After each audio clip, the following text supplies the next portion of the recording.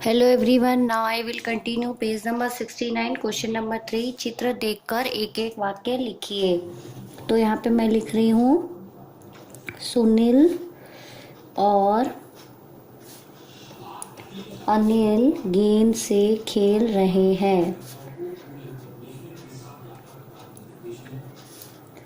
सुनील और अनिल गेंद से खेल रहे हैं। ओके,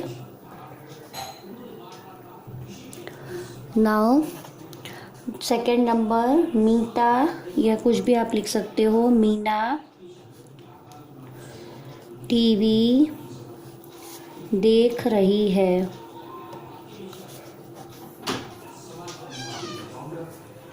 मीना टीवी देख रही है। बच्चे दौड़ रहे हैं।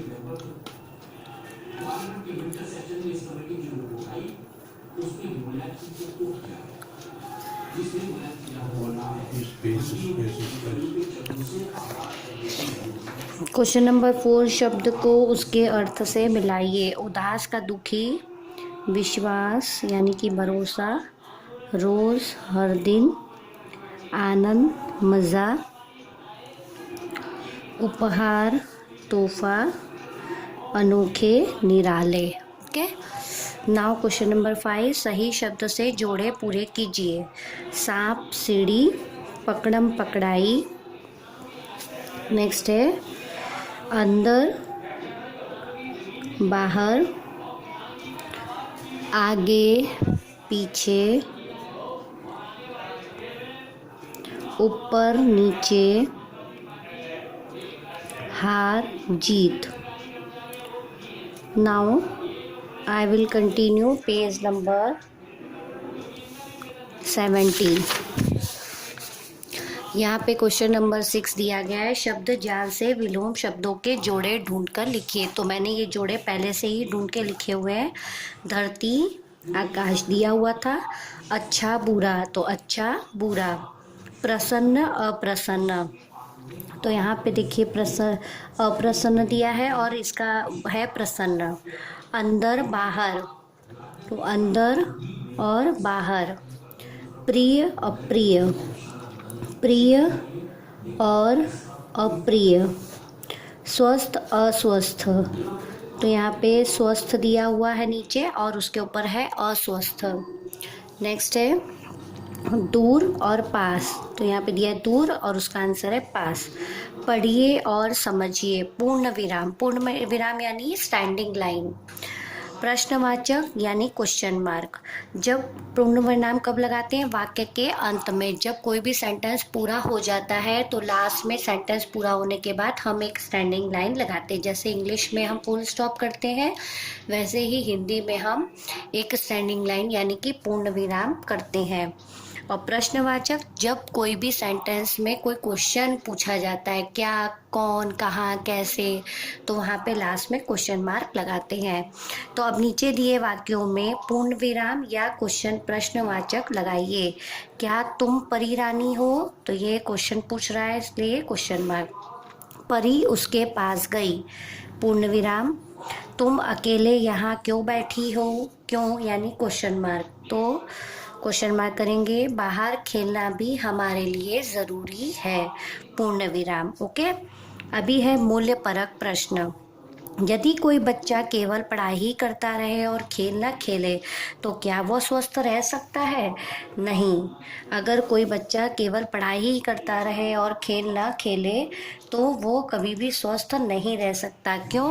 क्योंकि जब वो कोई भी खेल नहीं खेलेगा तो ना ही उसका शारीरिक कोई विकास होगा और ना ही उसका कोई मानसिक विकास होगा।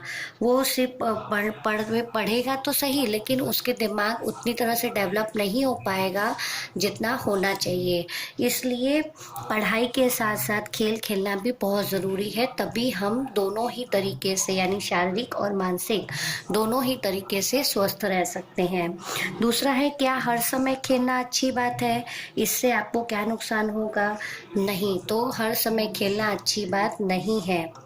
इससे हमें ये नुकसान होगा कि हमारी पढ़ाई के प्रति, यानी आप अपनी पढ़ाई के प्रति बहुत ही पीछे होते जाओगे, आपकी उसमें इंटरेस्ट नहीं रहेगा।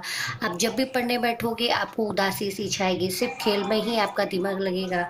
इसलिए हर समय खेलना अच्छी बात नहीं है। कुछ समय खेलना और कुछ समय पढ़ाई करना, ये दोनों का ही बैलेंस होना चाहिए कि थोड़ी देर पढ़ाई और थोड़ी देर खेल खेलना। तो इस तरह से हमारा जो भी एक्टिविटी होता रहता है, चाहे वो पढ़ने का हो या लिखने का हो या टीवी देखने का या खेलने का, तो वो बैलेंस से होकर चलता रहता है। अगर हम एक ही काम लॉन्ग टाइम तक करते रहेंगे तो उसका प्रेशर हमारे शरीर पर भी और हमारे दिमाग पर भी पड़ेगा। इसलिए अगर हमारे शरीर और दिमाग को बैलेंस में रखना है तो हमें हर काम को बैलेंस करके चलना होगा। ओके, तो इसलिए हर समय खेलना अच्छी बात नहीं है, इससे हमारा बहुत सारा नुकसान हो सकता है। तो ये दोनों क्वेश्चन आपको कहीं पे भी लिखने नहीं है, ये सिर्फ ओरल डिस्कशन के लिए है। Now question page number 71। कुछ करने के बाद जो खेल हम घर के अंदर खेलते हैं उन पर स्माइल बनाइए और जो घर के बाहर खेलते हैं उन पर टिक लगाइए। तो घर के बाहर हम कौन से खेल खेलते हैं? घर के अंदर हम खेलते, पहले तो घर के अंदर जो हम खेलते हैं तो वो बना है स्माइल, लूडो, फिर है चेस, ओके, फिर फुटबॉल, हॉकी और क्रिकेट, ये हम घर के बाहर खेलते हैं तो यहाँ पे टिक करना है। कुछ खेल हम अकेले खेलते हैं और कुछ खेलों के लिए हमें साथियों की ज़रूरत होती है। नीचे दिए गए चित्रों को उस खेल में खेले जाने वाले खिलाड़ियों की संख्या पर टिक का निशान लगाइए। यानी यहाँ पे गेम दिया है और उसके रिलेटेड नंबर्स दिए गए हैं, तो उस तरह से हमें यहाँ पर लगाना है कि किस खेल में कितने लोगों की ज़रूरत होती है। तो क्रिकेट खेलने में 11 प्लेयर्स चाहिए। कंप्यूटर हम अकेले खेल सकते हैं या देख सकते हैं कंप्यूटर खेल।